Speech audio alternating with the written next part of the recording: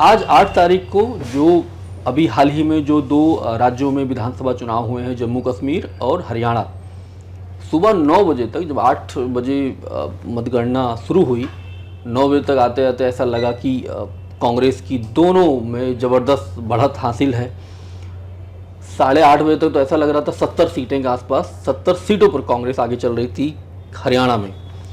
और 11 बजे तक आते आते पूरा माहौल ऐसे पलट गया। वो हम लोग जब क्रिकेट मैच देखते हैं तो एक पाकिस्तान का कोई समर्थक है, वो कहता है जज्बात बदल गए, कुछ इस तरह की बातें करता है वो। और कुछ उसी तरह कांग्रेस के साथ में हुआ।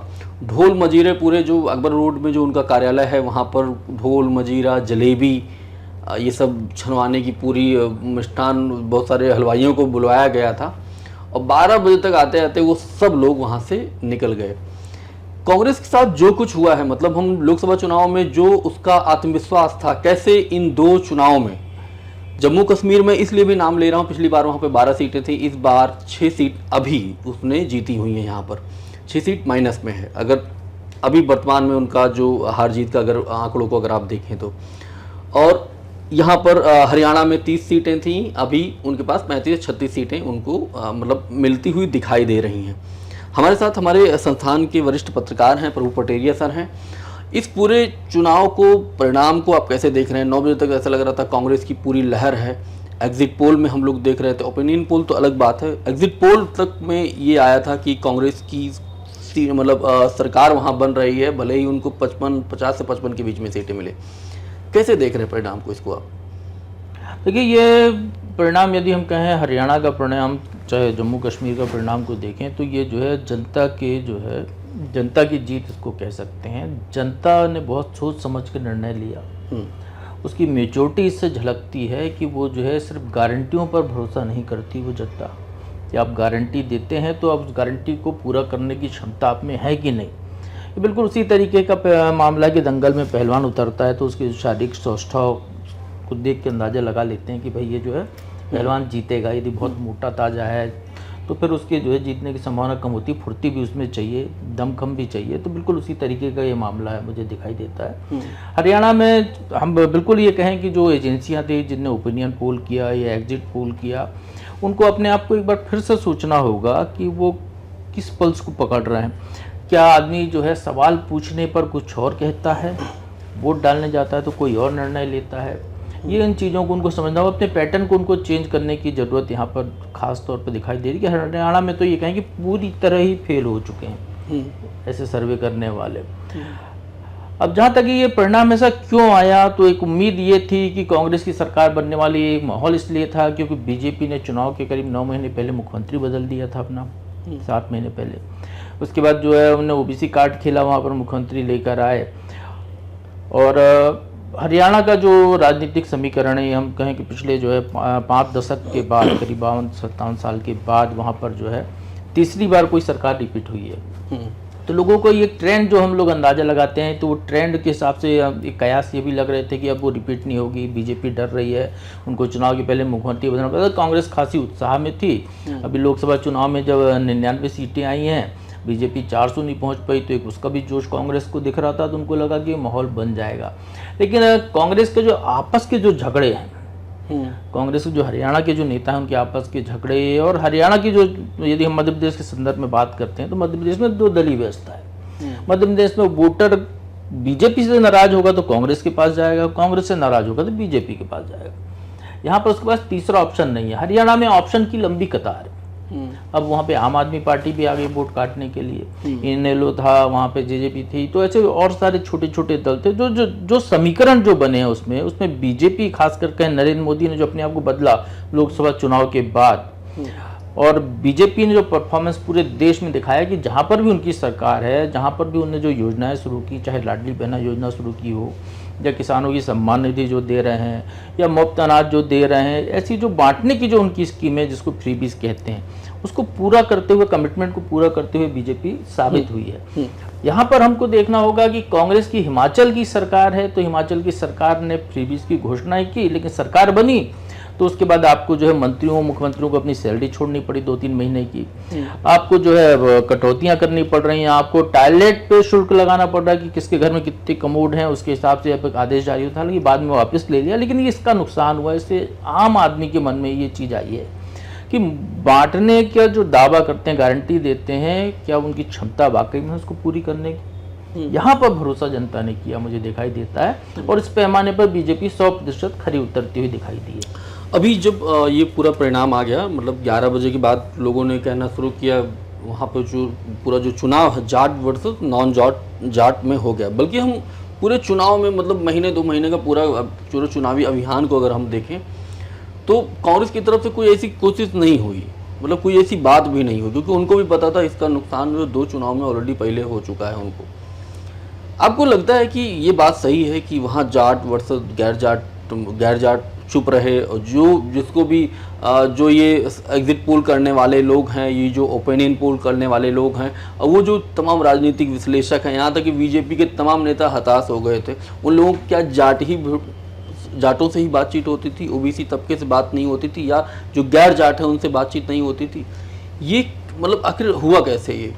देखिए, मैं एक वीडियो देख रहा था, हरियाणा में कोई एक जो है चुनाव के पहले कोई पत्रकार साथी गए, उनने माइक लगाया, एक चौपाल पे बैठे हुए थे कुछ लोग, एक बुजुर्ग जाट का आप कह रहे हैं उनके सामने, जो दादा के सामने उन्होंने माइक लगाया, उन्होंने कहा किसकी हवा चल रही है?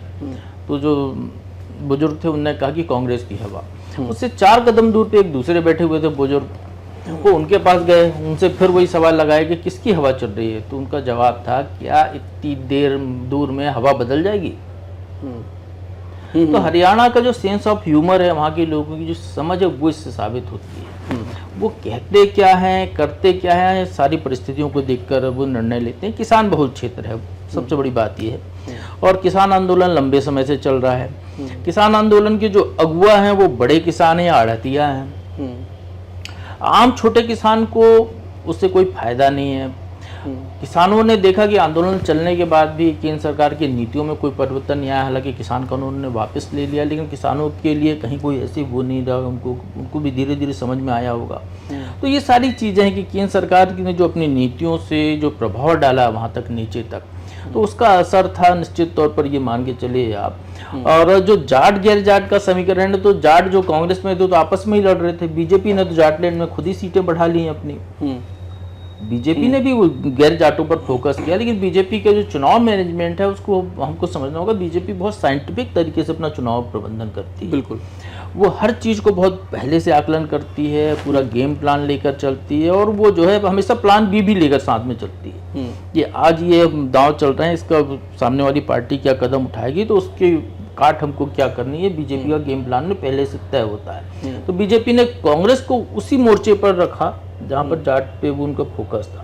बीजेपी ने ओबीसी को सामने किया, लेकिन जाटों के यहाँ उनने जो है जाटलैंड में उन्होंने अपना प्रभाव बढ़ाया, उम्मीदवार उतारे, चुनाव प्रचार में गए। हमारे मध्य प्रदेश के मुख्यमंत्री मोहन यादव को भी भेजा उनने वहाँ पर जाटलैंड में चुनाव प्रचार करने, वहाँ पर भी सफल रहे, जाकर झज्जर की सभा ली थी उनने, 1-2 जगह और सभाएं ली थी, अहिरवाल में भी गए थे। हाँ, तो ये निश्चित तौर पर इसका असर बीजेपी का जो काम करने का तरीका है, नीचे तक पैड बनाना उनका, उन्हें नए प्रत्याशी बदले, उन्हें चेहरे बदल दिए, 22 कैंडिडेट उन्होंने बदले, शायद वो जीत कर आ रहे हैं। तो बीजेपी ने बहुत सारे प्रयोग उसमें किए कि लोगों को जो है उबाऊ ना रहे चुनाव उनको, क्योंकि आप व्यक्ति के प्रति इनकम्बेंसी होती है, कई बार सरकार के प्रति इनकम्बेंसी होती है। सरकार के प्रति इनकम्बेंसी इसलिए नहीं हो सकती है क्योंकि डबल इंजन की सरकार की आप गारंटी दे रहे हैं, तो वहाँ पर व्यक्ति के प्रति उसकी इनकम्बेंसी झलकती है, उन्होंने व्यक्ति ही बदल दिया।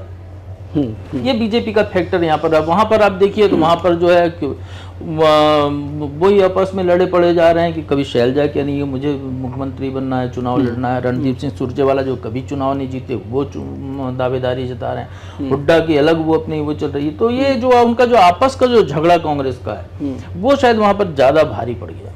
हाँ, ये एक बात और थी, जब टिकटों का वितरण हो रहा था उस वक्त ये था कि मतलब 80% जो टिकट हैं वो हुड्डा कैंप के लोगों के थे, यहाँ तक कि जहाँ पर सैलजा और इनकी सैलजा के जो करीबी थे सुरजेवाला के, वहाँ पर उन्होंने निर्दलीयों को चुनाव लड़वा दिया।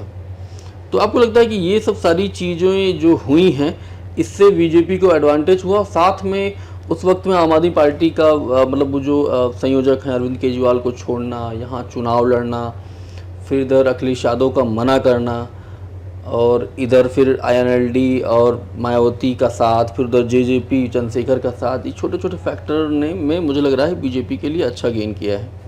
बिल्कुल, ये आम आदमी पार्टी ने वोट काटे। निश्चित तौर पर राम रहीम को बाहर आना, ये भी अपने आप में एक फैक्टर है। अब देखिए, राम रहीम जो बीजेपी की तीनों सरकार के लिए हम देखते हैं, यदि तीनों सरकार जो हरियाणा में इस चुनाव से मिलाकर देख ली थी जो बनने वाली है, तो उसमें राम रहीम का भी बहुत बड़ा योगदान है।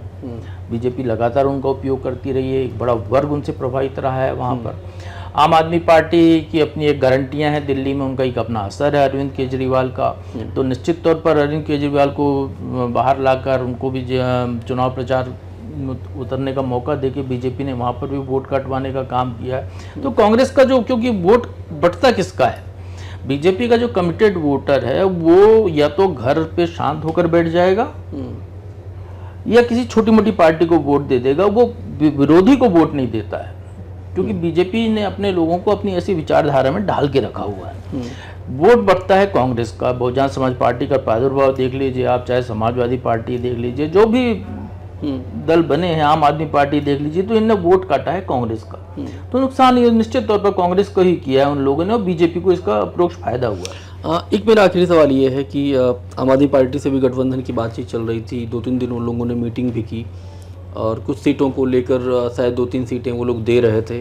इधर सपा से भी बातचीत हो रही थी, अगर सपा को सीटें अहिरवाल में 2-3 सीटें दे देते तो जो सबसे स्ट्रॉन्ग है बीजेपी का, खासतौर पर पूरे रीजन का, अलग अलग रीजन में अगर हम देखें तो अहिरवाल है जो ठीक ठाक बीजेपी को पोल करता है।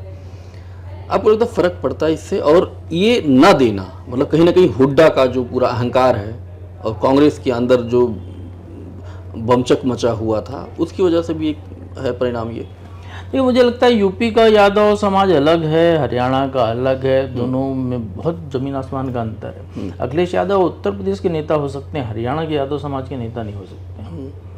वो एक फैक्टर वहाँ पर निश्चित तौर पर नीचे असर किया होगा। बाकी तो ये जब कि अब परिणाम आ गए हैं तो हम लोग ये सारे कयास कर सकते हैं, क्योंकि जो है चुनाव नहीं, आपको अगर अरविंद केजरीवाल को ये सीटें दे देते तो हो सकता है कि जो नॉन, जैसे हम लोग जो बात कर रहे हैं जाट वर्सेस नॉन जाट के बीच में, तो अगर अरविंद केजरीवाल को अगर सीटें होती तो वो भी तो जुटते ना, हो सकता है 10-15 सभाएं करते, अपने ही उम्मीदवारों को आगे लेकर जाते, गैर जाटों के बीच में जाहिर सी बात है तो करता तो है ही अरविंद केजरीवाल की, बिल्कुल वहाँ से आते भी हैं वो। बिल्कुल, ये अरविंद केजरीवाल जी होते तो ये फैक्टर काम करता वहाँ पर।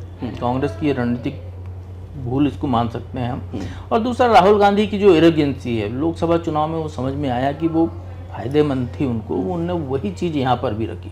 वो जिन मुद्दों को लेकर चल रहे हैं वो मुद्दे इसके पहले जब 5 राज्यों के चुनाव हुए थे वहाँ पर बिल्कुल उन्होंने ऐसा काम नहीं किया था।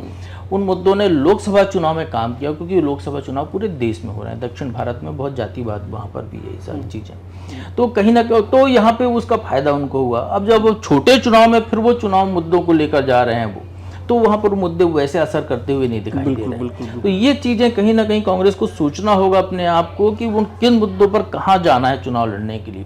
अब देखिए, बीजेपी में नरेंद्र मोदी को देख लीजिए, चाहे बीजेपी के तमाम नेताओं को देख लीजिए, वो हर चुनाव के लिए वो अलग मुद्दों पर जाते हैं, वो स्थानीय समीकरणों को लेकर आते हैं। उन्हें शैलजा का मुद्दा उठाया ना यहाँ पर, तो उसके अपमान का मुद्दा उन्हें ज़्यादा पर उठाया। उन्हें जो है ये जो ड्रग्स का मुद्दा उठाया, उन्हें सारी चीज़ें वो उठाई हैं जो कहाँ वहाँ के लोकल लोगों को प्रभावित करती हैं। वो यहाँ लेकर नहीं गए कि भाई आप जो है IAS में इतने प्रतिशत आरक्षण है तो उसको ये वर्ग का इतना नहीं है, उसका नहीं है। अब जलेबी की फैक्ट्री बनाने से क्या फायदा बताइए, जलेबी तो आदमी गर्मा गर्म ही खाता है। अब वो जलेबी की फैक्ट्री लगवाने चले जाते हैं, तो उनको ये सोचना होगा कि आप वो मिठाई का डब्बा दिखाकर लोगों को भ्रमित नहीं कर सकते हो। आप जो एक कहानी कह रहे हो मंच पे, आपने देखा होगा कि जब राहुल गांधी वो डब्बा दिखा के पूछ रहे थे कि भाई इस जलेबी वाले के यहाँ कितने लोग काम करते हैं, तो मंच पे बैठे हुए एक व्यक्ति को नहीं पता था कितने लोग काम करते हैं। उनकी जो है तैयारी ही कच्ची दिखाई देती है, एग्रेशन बहुत है राहुल गांधी, मतलब वो जो PR मैकेनिज्म जो इस वाले मसले पर, और ये मुझे लग रहा है छूटेगा भी नहीं ये जलेबी वाला, आलू के बाद जो है जलेबी वाला। हाँ, निश्चित तौर पे ये तो अभी अगले चुनाव तक असर करेगा। और जिस तरीके से आज जलेबी खाई जा रही है, तो आज तो मुझे लगता है जलेबी की खपत बढ़ गई होगी देश में। तो इस पूरी बातचीत को हम लोग यहीं पर ख़त्म करेंगे। कांग्रेस का थोड़ा सा मतलब हो सकता है कि मनोबल उनका जाहिर सी बात है डाउन होगा ही होगा। बहुत उम्मीद थी हरियाणा से उनको, जिस तरह किसान आंदोलन में कांग्रेस ने स्टैंड लिया, यहाँ तक कि जो महिलाओं का जो पूरा मसला चल रहा था ब्रजभूषण शरण सिंह के साथ, वहाँ पर कांग्रेस ने स्टैंड लिया। तमाम ऐसे मसले थे जहाँ कांग्रेस ने स्टैंड लिया, बल्कि उसको पता था कि और स्टेट में उसको नुकसान हो जाता मतलब होगा, और लेकिन उसका कुछ खास फायदा उसको होता दिखाई नहीं दिया इस चुनाव परिणाम में। बहरहाल इस बातचीत को यहीं पर ख़त्म करेंगे। मेरा नाम शैलेंद्र है, साथ में हमारे संस्थान के वरिष्ठ पत्रकार प्रभु पटेरिया सर थे। बहुत बहुत शुक्रिया, धन्यवाद शैलेंद्र। अगर आप इस वीडियो को YouTube पर देख रहे हैं तो चैनल को सब्सक्राइब करें और बेल आइकन दबाना ना भूलें। अगर Facebook पर देख रहे हैं तो चैनल को लाइक करें।